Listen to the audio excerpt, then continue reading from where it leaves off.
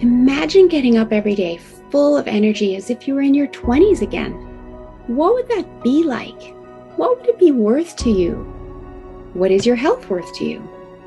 Think about it. Your health isn't everything, but without it, everything else is nothing. And yet, too many of us are taking it for granted until something goes wrong. And no one wakes up hoping to be diagnosed with a disease or chronic illness. And yet, we've never been taught how to be proactive in our health through our school or public health. As a registered health coach and integrative health practitioner, I believe it's time this information is made available to everyone. Combining new knowledge around your health and the ability to do my functional medicine lab tests in the comfort of your own home will allow you to optimize your health for today and all your tomorrows. Don't wait for your wake-up call. Welcome back to the Don't Wait for Your Wake-Up Call podcast. I'm super excited to have a wonderful guest with you here with us today, Olivia Ward. Welcome, Olivia. Hi, thank you for having me. My pleasure. So Olivia Ward, or AKA Liv, is the holistic wellness practitioner, blogger, food creator, and intuitive behind Left Her Malnourished, a holistic wellness business that teaches how to become your own best health advocate by going beyond food and tapping into your intuition. Left Her Malnourished focuses on uniting body, mind, and soul through nourishing food, intuitive connection, and embracing simplicity. So I'm sure you can see why I've invited Liv to come and talk to you here today. This is podcast 4 on my series on food. And I would love to have you hear Liv's story, her background, as we dig into more on the topic of food and food labeling in this episode. So Liv, welcome. And I'd love you to just dive right in and tell us your story and how you got to the place that you're at today. Thank you so much. So yeah, like you mentioned, I am a certified holistic nutritional consultant. I'm a Reiki master, and I have my bachelor's of science degree in nutrition and food science. So that's kind of taken me down an interesting path in my career, which I'm so passionate about. I've had the opportunity to work in the food industry for the past 5 years alongside running my business. So I've got to work with companies to help them develop new food products and improve existing products to get those to market. So I work in a lab with the food products hands-on. And then once we get a product that we like, we take that to a commercial scale pilot plant to figure out ways to make the food safe, to make it efficiently, to get it to the marketplace. So within that, I have a very good understanding of what's happening behind the scenes in the food industry and the food processing world. So I definitely love, and that's why you're here today, because how often do you get to hear from someone who's hands-on behind the scenes of the, getting our food to market? Absolutely, yes. And to that point, right? Often as consumers, we are so disconnected from our food, and rightfully so, because the food industry, pretty much we've given the food industry the power to do that for us in exchange for time and convenience, and access to different types of food. So yeah, I'm excited to share with you a little bit about how my path brought me here. I grew up in a family that was super open to complementary medicine, which I'm so grateful for. There was chiropractors and naturopathic doctors, Reiki masters, massage therapists in my family. So I already had a really well versed group of people that I had access to when health questions arose. So when I was 14 years old, I found out that I was dairy intolerant, which led me down the path of understanding what food was doing to my body, how it was impacting my symptoms, and somewhat of how I could nourish my body in a way to make it feel optimal. So that was great, right? As a teenager to have that awareness. And then when I was 18 years old, I started my first year of college. I was pretty free-spirited, was drinking a lot, eating out, partying, all those things, and just Typical having a normal blast, right? Like, teenage behavior, right? First yeah, year of college. absolutely. Yeah. Yeah. Um, but with the stress of school and not being super active, I had gained a substantial amount of weight, which was really weighing on my self-confidence. So within a year, I had gained 40 pounds. And at the end of that year, I was really hard on myself, right? And down on myself. And I was looking for that quick fix.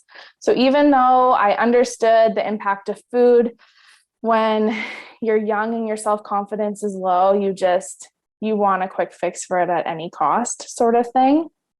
I So I think in start, today's world, just with stress levels where they are and that instant gratification we all have from devices, et cetera, we've kind of been trained into that mindset. I think many people are looking yes, for a quick fix. It's not just you and when you're young and when your self-confidence is low. I think it's kind of the norm is to look yes, for a quick fix. yeah, that is true.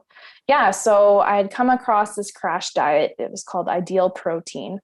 And essentially, it's a high processed protein diet. So you buy the shakes and the powders for the soups and the puddings and all that kind of stuff. And it's a pretty rigid diet plan where you're eating 3 of these protein products a day. You're incorporating a little bit of vegetables. You're really, really limiting your fat and your carbohydrates. So it's a very low calorie, very low nutrient type of eating. And through this, they're actually highly recommending that you take their multivitamin and their other mineral products, because there's no way you can get those nutrients from the food that you're eating, because it's so stripped, right? So anyways, I stayed on this diet for 6 months, and at the end of 6 months I had lost the 40 pounds. So yeah, I was super excited about that. But then I started noticing these symptoms. My hair started to fall out.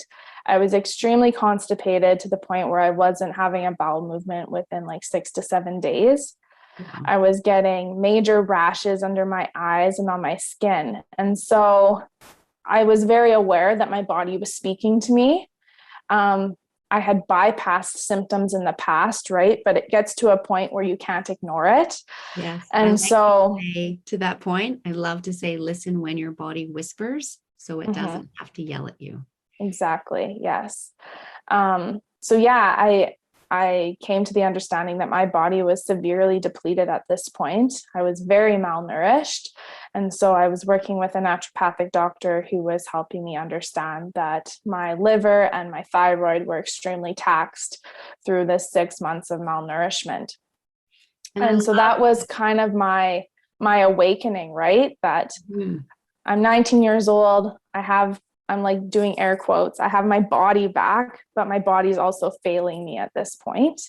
Um, and I love that because awareness that you have because of the fact that you had that upbringing with holistic practitioners all around you. Because I think yes, there's many people that could have done the exact same thing at 19 and gone to the doctor and not having any clue of what these symptoms were meaning or that they were nutrient deplete or that that was even a thing, right? exactly. And Yeah. then, the doctor runs labs and isn't running labs that can test for mineral deficiency and vitamin deficiencies, et cetera.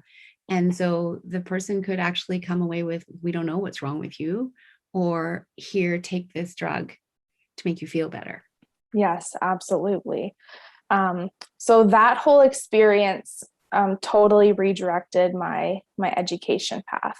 So at that point in my life, I was already accepted into a dental hygiene program in Edmonton, and which was a pretty rigorous interview process to get through and all of this. So I was excited to get in, but then learning how my body was impacted through this whole experience, I became extremely passionate about nutrition and how nutrition can be used to optimize our health, to address imbalances and that sort of thing. So a month before the program started, I switched my degree program to nutrition. I thought I wanted to go down the path of becoming a dietitian, and then I had learned about holistic nutrition. and what a holistic nutritionist role is. And essentially, that is looking deeper at the symptomatology of what your body is telling you to get to the root cause or underlying imbalance of your symptoms, which was like my aha, right? Because that's exactly what I had to do to be able to correct those imbalances that malnourishment created. So I now have a combination of food science degree and holistic nutrition that I've fused into a practice that I've been in for 7 years, helping people uncover their underlying imbalances and using food and lifestyle and supplementation to help correct that and bring their body back into balance. And really fusing in the intuition piece too. That's super important to be able to empower people to start listening to their body and to start understanding the cues that their body is telling them. Exactly. That awareness is so, so important. And when people start doing that, it's amazing how quickly they start to excel at it. And when we start healing the body as well, it's amazing how quickly the body starts to heal. And then people notice those signs of improvement, and it lets them know they're on the right path and to keep going, which is really, really powerful. And everything that you've just said, something else that I love is, and I often talk about, is what we put on the end of our fork and then into our body is either our slowest form of poison or our greatest form of medicine. And so that's what you've dug into, that's what you're learning, and that's what you're sharing with your clients. Yes. And that's where the intuition piece is so important, right? Because I think I agree with the statement that you just said to some extent, but I think too, in the health world, there can be this form of restriction where now we're restricting the air quotes again, the bad foods so much that we're actually creating a stress on our body, which is not ideal either. So there's going to be times where we choose to eat processed foods because in that moment, that actually might be what's best for us, right? If we're celebrating something special to us, someone made us a homemade, beautiful like cookie that there was so much love put into it. Our time is limited. We're already in a stress state. There's times when we're going to make different food choices. We're not always going to choose a nourishing food, but it's understanding why we're making those choices. And for the most part, choosing the nutrient dense food. So when we choose something that isn't as nutrient dense, our body is not going to be thrown completely out of whack because of that. Right. And I 100% agree with that, because in my work, I work with my clients and recommend an 80-20 rule, right? Because we're all human and we can't be perfect. And so if I ask someone to, be 100% perfect, they're going to fall off, and then that might bring them back to zero, right? Mm-hmm. Whereas somebody who's at the 80% and making those choices and being aware of when they're choosing that something that's less nutrient dense, that it's a choice, they're going to mindfully enjoy it and be aware of it. And their body isn't going to go into a state of depletion, as you say, because 80% of the time they're doing really well. Yes, that mindfulness piece is key for sure. Yeah, love that. So keep going with your story and getting. Yes, yeah. So over the past 5 years, I've had the opportunity to work in the food industry as well. So that has really helped me understand what's going on behind the scenes. And also I've really become passionate about kind of breaking down the barriers and the shame around eating processed food, because as we go a little bit deeper into what that means, you're likely going to have an aha moment that we all eat processed food to some extent. It doesn't always mean that it's nutritionally stripped, but it means that there was technology or equipment that was needed to bring that food to your household that you consume on a daily basis.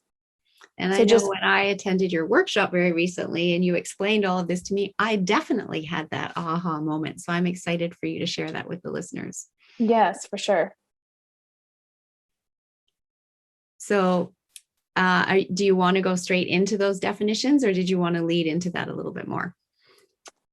So We can go into the definitions. Awesome. Yeah. So in the workshop, you were talking about 4 different levels of processed foods.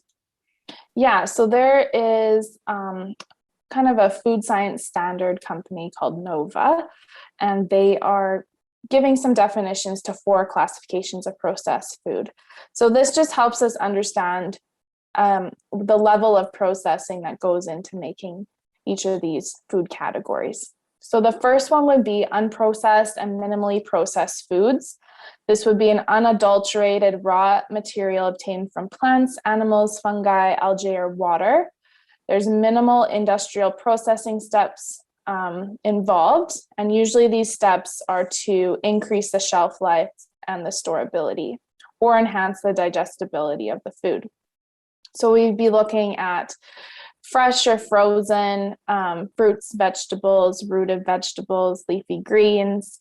We'd be looking at grains, legumes, nuts, herbs, spices, tea, or coffee.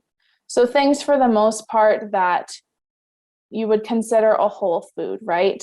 The plant grew, and then you can harvest it and you can eat it. Or you might have to cook it minimally to be able to consume it.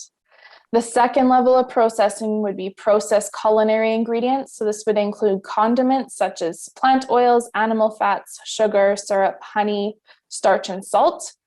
And so to obtain these ingredients, we might be looking at extracting, pressing, centrifuging, or refining these ingredients into a vegetable oil, a butter or lard, sugar or molasses, pure maple syrup, honey, plant starches, which are in a lot of baked ingredients or even sauces. So like pea starch, corn starch, potato starch, and salt.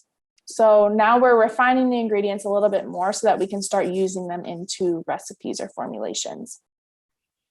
The third level of processing is processed foods. So these are produced by combining 2 or more food products from groups 1 and 2 and applying further processing methods. They often contain added salt, oil, and sugar. So we might be looking at baked products or bottled products, canned or cooked products, or even smoked products such as in meat. So that could be canned vegetables or legumes, salted or sugared nuts or seeds, dried or cured meats and fish, and fruits and syrup, as well as cheeses. The fourth level of processing is what we consider ultra-processed foods. So these are formulations of ingredients that result from sophisticated equipment and technology. Typically, they're high energy density foods and contain low levels of micronutrients. They often will contain artificial sweeteners, emulsifiers, thickeners, gelling agents, preservatives, antioxidants, and stabilizers. So these sometimes require chemical modification, extraction, extrusion, or forming. So when we're looking at ultra-processed foods, they're the ones that typically have a bias, right? We think of them as almost like Frankenfoods. And when I first heard this term, what came to mind was bologna, purple ketchup, and cheese slices. But as I dove into this more, I started to realize that there are foods that are ultra-processed foods that serve its place in our communities and in our lifestyle, right? So some of these would be protein isolates or protein powders. So if you're using any sort of plant or animal protein powder, it is considered an ultra-processed food because of the amount of extraction and processing it takes to isolate that component from the rest. We're also looking at cereals as a processed food, which typically a cereal has a high amount of sugar. Some do not. But that extrusion process of taking a flour, putting it under pressure with steam, and puffing it into this dry cereal product is considered an ultra-processed food. So just something to be considerate of. If you're eating cereal, it's not a bad thing, but you more so want to know if there's a lot of sugar in that product or not. Carbonated soft drinks, ice cream, whether it's animal-based or plant-based, would be considered an ultra-processed food.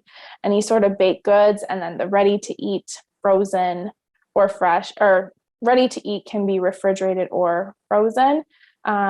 Meals or desserts would be ultra-processed. So essentially, we're taking all of the ingredients from groups 1, 2, and 3, putting it into a food product, which would be considered group 4, and then applying some additional processing to get it to the market. So let's talk about food labeling a little bit here, because that will also help people determine what categories foods fall into. Is that right? Yeah, somewhat. So some things that you want to look for on the label is especially your sugars, your sweeteners, your emulsifiers, and thickeners.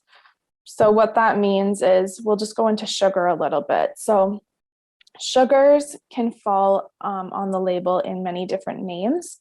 So some examples of sources of sugar that aren't just straight up sugar are barley malt, beet sugar, blackstrap molasses, brown sugar, cane sugar, corn fructose, corn sweetener, corn syrup, date sugar, dextrin, dextrose, fructose, glucose, grape sweetener, herbal sweetener, honey, invert sugar, lactose, maple syrup, molasses, raw sugar, sorbitol, sorghum, sucrose, and turbinado. Turbinado. So a lot of names for sugar for people to keep track of. Yeah, so they're all coming from different sources, typically. So yeah, even though you might not see sugar on the label itself, there might actually be sugar in your food product. So what you want to do is you want to look at the nutrition facts table. And in Canada, this recently changed a little bit, where companies will slowly start phasing out their old labels by the end of December 2022. So you're probably going to be seeing some of these new labels on your current products.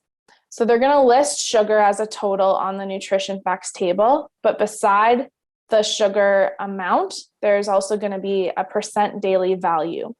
So this is based out of 100 grams of sugar per day. So say if the product says it has 22 grams of sugar, it's also going to say it has 22% daily value, because that's out of 100 grams. This is a little bit misleading, because on average, it is recommended that men consume no more than 36 grams of sugar a day, which is equal to 9 teaspoons per day, and women no more than 24 grams of sugar per day, or 6 teaspoons per day.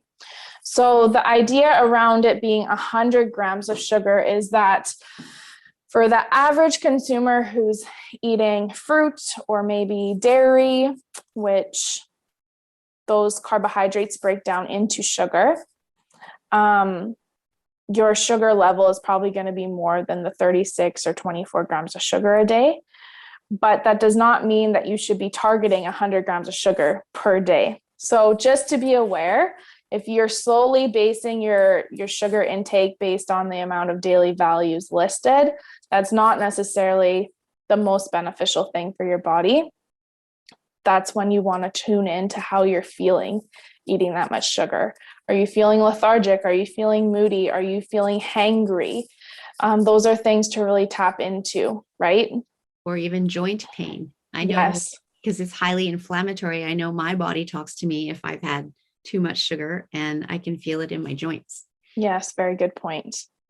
You also want to look for different sweeteners that might be listed on your label. So sweeteners are usually non-caloric substances that taste sweet, but you're not getting that sugar spike from it. So that could be aspartame, sucralose, saccharin, and stevia are typical ones. There's also sugar alcohols, which the body digests a little bit differently. Some people digest this really well, and others will get bloated with sugar alcohols. So just to consider, there's erythritol, isomalt, lactitol, maltitol, mannitol, monk fruit extract, sorbitol, and xylitol are some of those sugar alcohols. So the sweeteners and the sugar alcohols are considered ultra processed foods. It does take a lot of different extracting to get those to the point of being consumed.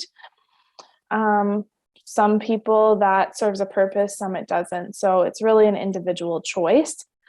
With the gums and emulsifiers, they serve a purpose in thickening a product or keeping it suspended. So if we're talking about a salad dressing with oil and vinegar, and you want it to stay in suspension so it doesn't separate on the shelf, you're probably going to use something like xanthan gum or guar gum to keep that suspension together.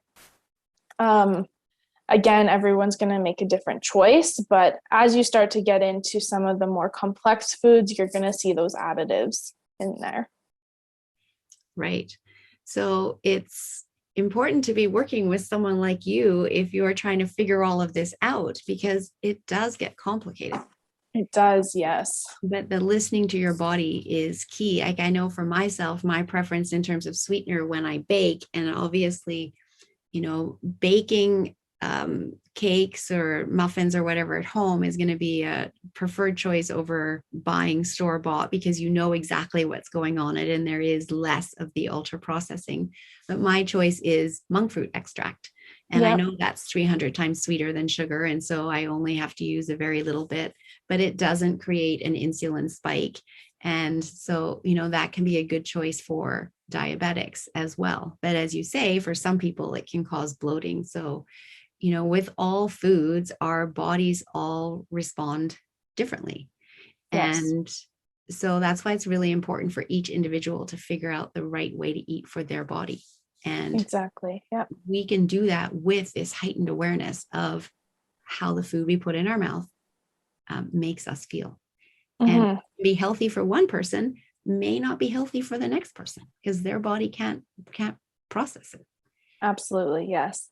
Another point I wanted to share about sugars in labels in Canada is that the new requirement also requires that sugar is labeled as a group. So before, sugar used to be spread throughout the ingredient declaration based on how much of each ingredient was in there. Now, in Canada, it's required that the sugar is looked at as a sum. So if a company is adding brown sugar and raw cane sugar and honey into their product, they can't just list brown sugar, flour, baking soda, then molasses, or whatever the other example I used, honey. They would have to list sugars, brackets, brown sugar, honey, close the bracket, and then list the rest of the ingredients based on what percent of sugars are in the formulation. So labels are constructed in descending order. So if you see the first ingredient on the label, that means that's the ingredient that has the most amount in the formulation, followed by all of the descending ingredients. So the last ingredient on the label is the smallest in weight in the formulation. So I love that because it will make it so much easier for the discerning consumer to read that label and understand exactly how many different types of sugar are in the product. And when you add them all together, I think we're going to see a huge jump in labels that have sugar as the first item. Yes. In the product, right? Because before they weren't having to be added together and they could be dispersed throughout, if there's 10 ingredients in a product and 3 of them are sugar, different types of sugar, they're just all dispersed in descending order of how much of each type of sugar is there. And, only someone with your training would be able to look at that and spot all 3 sugars and, figure out, how much is really in the product. But now with this new requirement, everybody's going to be able to look at it and see sugar and all the different types of sugar. Yes, I'm super happy about this update. I think it's going to be a game changer for consumers, like you said, because it's listed as sugar, and then all of the corresponding sugars are in brackets beside it. So yeah, it's going to make it a lot easier, and it's going to be less deceiving because, like you said, when the sum of the sugars are together, a lot of our products are going to have sugar as the first ingredient now, because that's going to bump it up to the top when we take the total of all of them. Exactly. And with over 50 different names for sugar, different, all these types of sugars, like the list you read out earlier, it was a long list, right? Mm-hmm. That's too much for any one person to retain all of that in their head for every time they go shopping, right? Yeah. So this Yeah. is going to be so helpful because you're just looking for the word sugar, and then all the different 50 names after that can be listed for you all Yes. in one bracketed section. So super helpful for consumers. Yeah. Something else helpful for consumers will be that any sort of food dyes have to be labeled as the listed name. So before it was listed as a code, which is not helpful when the consumer doesn't know what that code is. So now it'll actually say the common color name. So it'll say red or blue or yellow. That way, if the consumer is very sensitive to food dyes, a lot of times children are highly sensitive to food dyes, and it can affect their behavior and their mood.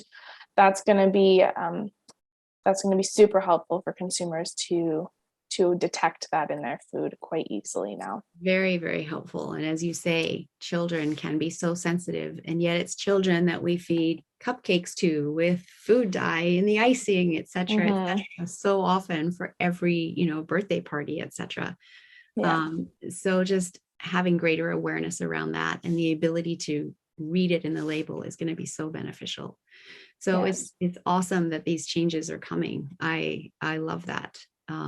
So, and if you can just repeat again for everyone though, because I think this is really important too, even though the label for sugar is going to be based on 100 grams a day, can you repeat what men and women should be targeting in their day? And then any fruit on top of that is extra that keeps them within the 100, but for what they can actually count, what are they looking for? So on average, it's recommended that men consume no more than 36 grams of sugar a day, which equates to 9 teaspoons per day. And women no more than 24 grams of sugar a day, or 6 teaspoons per day. So for a woman, if you drank coffee with cream and sugar, and you're using 2 teaspoons of sugar in that, maybe you have 2 cups of those a day, that's 4 teaspoons already. Plus maybe you have some cereal or a muffin with honey, or it doesn't take long for it to add up. And so that's where the 100-gram daily value percentage is almost 4 times the recommended amount for a woman and 3 times the amount for a man.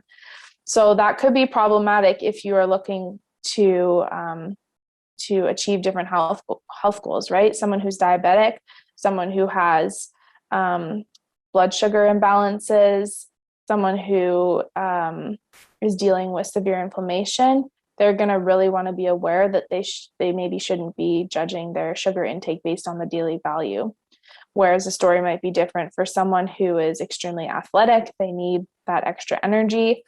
They might be getting it from unrefined sugar sources like honey or maple syrup, but their body might be able to tolerate it better based on their metabolic state. And that's a really good point too, because, again, everybody's metabolic state is different and everyone's tolerance of sugar is different as well. Yes. Yeah. But, everything in moderation or going towards those targets versus the amount that we're unknowingly getting today is the problem, because it's so difficult to read those labels and understand exactly how much sugar is in there. Exactly. Yeah. And then that's not taking into account what you would get from Whole Foods. So exactly. Yeah. So I just want to dive back to your story a little bit. You left off where you were working with a naturopath to help your body get out of this state of depletion. Yes. And so I know there's more story there to tell, so I want to give you that chance to share it.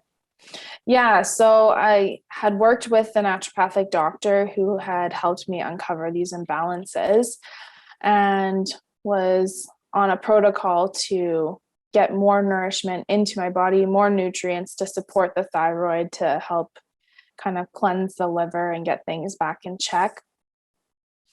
And from there, I've kind of just been on a healing journey for my own body, which made me so passionate about helping others.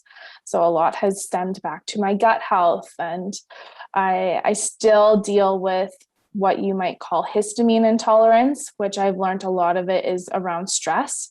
When my body is stuck in a fight or flight state, my skin will tell me. I'll get a little bit of a rash or an itch or some inflammation. And so it's not always just about food either. My path has really led me into the energetic side of healing and the emotional side as well, because emotions can easily become stuck in the body with any sort of trauma that we are aware of or that is subconscious to us.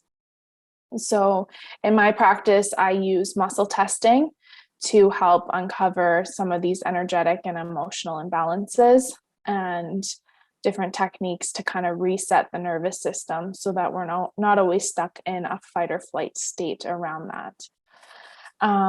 That is so important, because in today's world, and we have the, high levels of stress, and so many people are actually stuck in that fight or flight state, which has so many ramifications on our health, from, breaking down the good bacteria in our gut to negatively impacting our sleep to, just creating imbalance in the body and dysbiosis in the body. So that's really powerful that, through muscle testing, etc., and other techniques to help release some of that stuck emotion or trauma, we can move people out of that state and back into that rest and digest state where they're actually getting the benefit of the food that they're eating, because the body can break it down properly. Absolutely. Yeah. And that has totally been my experience.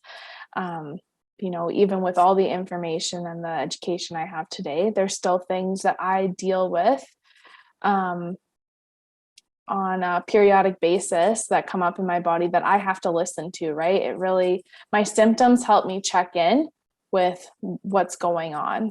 And it's not always easy to keep that stress under control, right? We can't control what happens in our life. So to be able to have tools to bring us back into balance is really key. I had a family member go through a pretty major health issue. My mom was diagnosed with breast cancer 3 years ago. And so that has been, and again, with the knowledge that my family has and the open-mindedness, I'm so grateful that she's been able to tap into complementary therapies along with conventional therapies and is doing really well right now. But that is a state of trauma, right? You go into this severe fight or flight state, and my body will tell me with symptoms. I'll get a rash on my hands, I'll get puffy eyes, and I really have to check in with how I'm dealing with that stress. So very, very true. And I'm really glad to hear that your mom is doing well and was able to tap into both conventional and complementary medicine to help her heal. But yes, incredibly stressful for her, but also for all of you in the family as you go through that. But I love that you have so much awareness around the way your body talks to you, and that these symptoms really are your body asking you to do something different in that moment. And stress is such a problem in the world today. And I would love for you actually just to share maybe some of your key techniques that you use to lower your stress levels, if you don't mind sharing. So one of the big ones for me is breath work and meditation, being able to really come into that state of tapping into my subconscious and letting things go through breath work. I also use emotional freedom technique, tapping.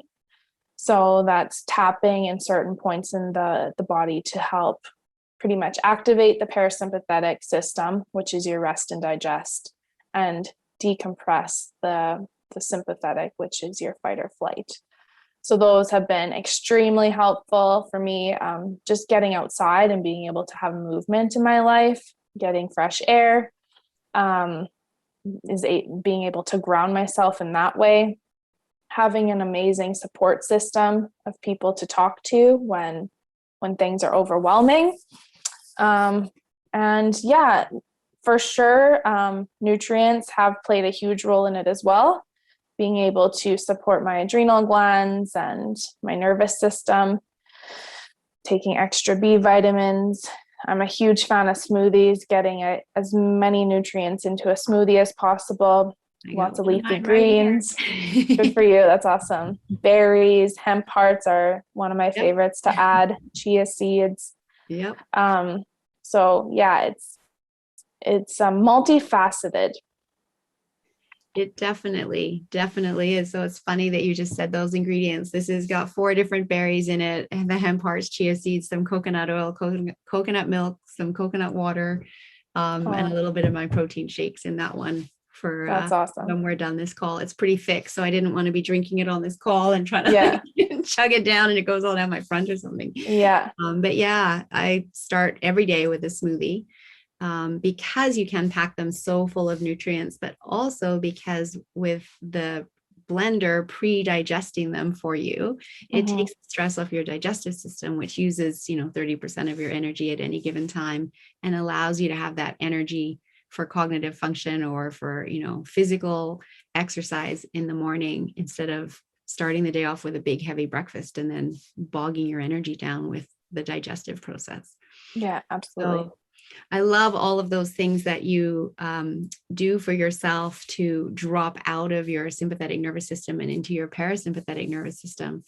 And I also love this connection, how we start off talking around food, but because we're all interconnected, that we, end up talking about stress and its role that it plays here as well.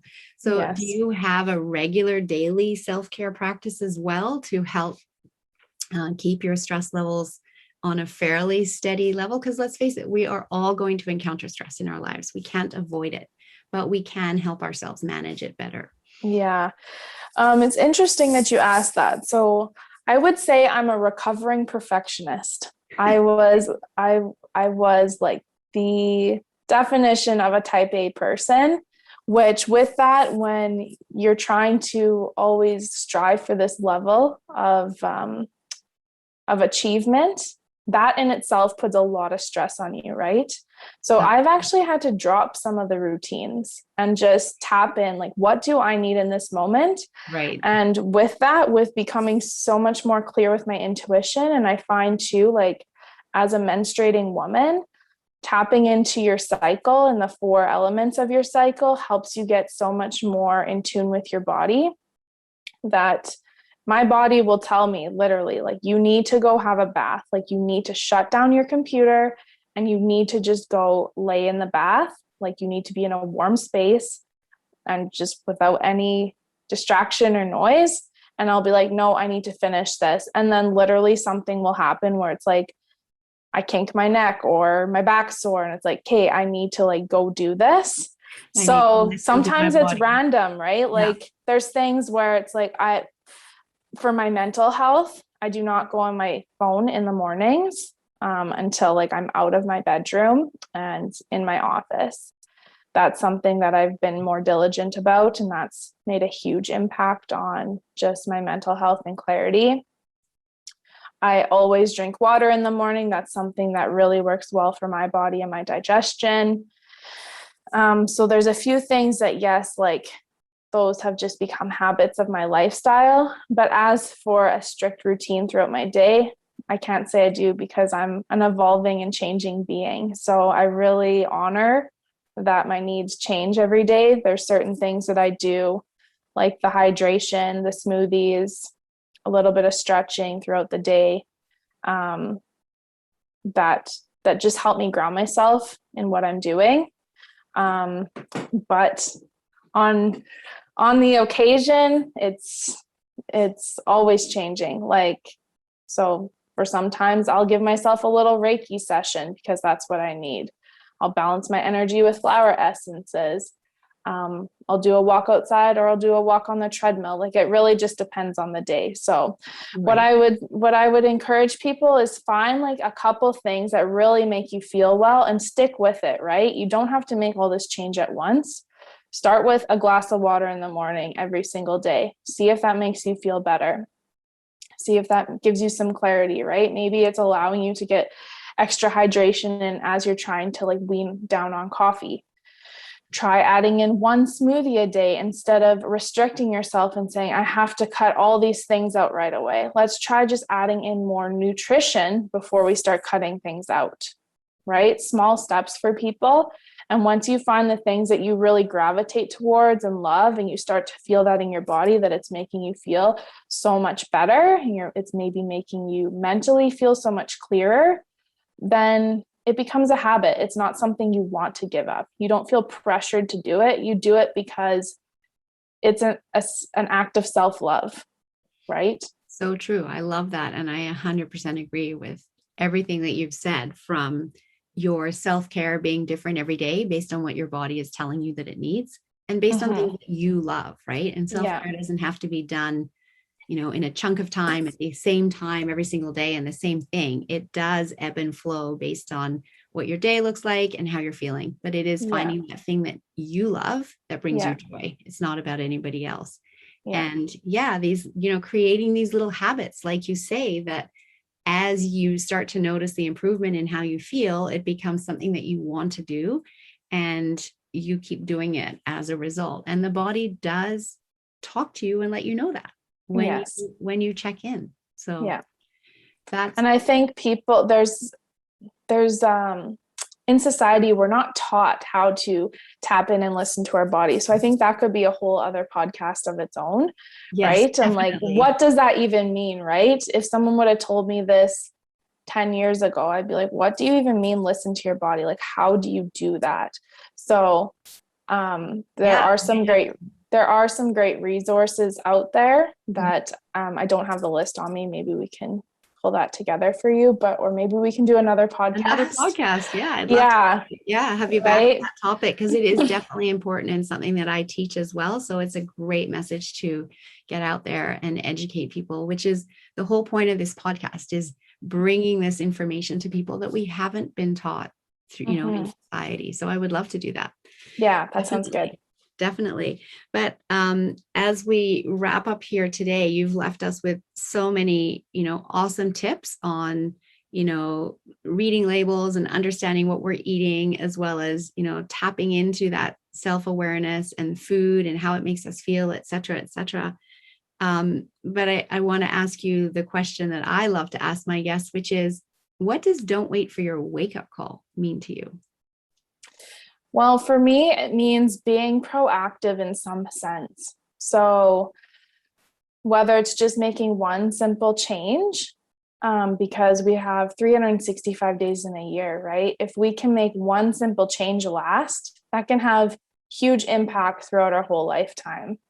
If this year you just dedicate to drinking a glass of water in the morning or implementing a smoothie, right? And once you get that down pat, just think where you'll be by the time 10 years goes by. And that's kind of been my journey, right? None of this happened overnight. It's all been evolving. So try and be a little bit proactive, and in the sense of education, implementing what your body needs, forming those habits that you gravitate towards, because it can be alarming when you do get the wake-up call, right? And sometimes, and you know what, in my experience, the wake-up call led me down an incredible path. So in a sense, I'm somewhat grateful. Looking back, I wouldn't wanted to have bypassed it necessarily, because it led me down this beautiful path to being educated and being able to help others. But I think, if you can have the confidence to start looking within, I think that's huge, right? To know if what you're doing for your body is working for you or not. And honoring if it's not, like, what can I do? Who can I reach out to? what can I learn to help get me onto that path that I want to be on. That's awesome. I love everything that you've said there, and completely understand, the looking back with gratitude at the wake up call. And that does happen for many, many people that are in health and wellness. They've had their own wake up call, which is actually, their healing process has brought them here to help others heal. Right. Yeah. But what I really love is your message of being proactive, choosing that one thing that you can start today, which is fabulous. So let us know, how can people connect with you, reach out to you if they're interested in your work and working with you? Please share. Yeah. So if you're on social media, on Instagram, you can go to my handle at Live Nourished, LIV, NOURISHED.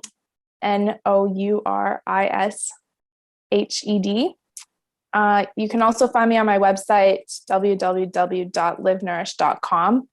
I'm on Facebook as well under Live Nourished. Awesome. And just as we wrap up here, any last message to leave with the audience to inspire them to actually get started today? Give yourself grace. You're doing an amazing job, and your body is so deserving of your love and nourishment. And if you don't know where to start,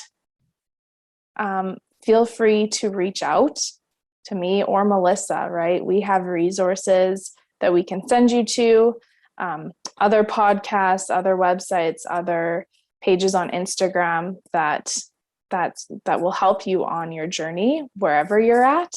So don't ever be afraid to reach out or to ask a question. There's no shame if you don't know some of this information. It takes everyone different amounts of time to learn and to get where they're at. So give yourself grace along the journey. I love that. That's beautiful. And it's so true. Everybody's at a different place in their life doing the best that they can. And when I was back in the corporate world, I didn't know any of this because I hadn't had the opportunity to learn it. Yeah, but exactly. Now in bringing it to people in bite-sized pieces, that hopefully it does inspire them to step into being proactive in their health. And it's totally okay if you haven't learned it yet, because you can do it now. So I love that. I think too, like your mindset changes as you go on. So just kind of bringing this full circle, right? So I went on this crash diet to lose the weight. I was so hyper focused on the weight.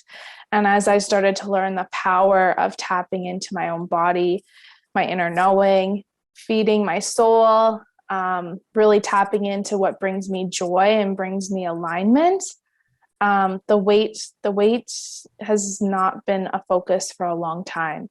And I would say I probably weigh just as much as I did before I did that crash diet, if not maybe a little bit more, but I feel amazing, right? And so for me, that's my motivator, is how can I feel my best mentally, physically, emotionally, energetically, so that I'm in a place to be able to help other people. It's not about the weight at this point, because I know what I can do to make my body feel so good. That's awesome. And to that point, it's not about a number on a scale either, right? Everyone has different bone structure, which impacts our body shape and size, and media might have us believing that we're all supposed to look one way. Absolutely. But that's not possible. A body in balance, which your body's in balance because you know how to keep it there, doesn't hold on to excess weight, but we all have different shapes and sizes. So I love that. Beautiful. Yeah.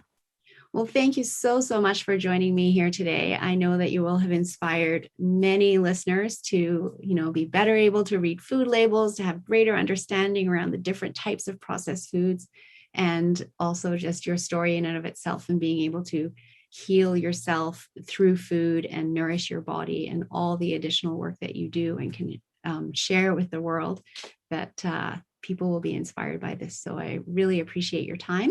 And thank you to all the listeners for tuning in to another episode of Don't Wait for Your Wake Up Call podcast.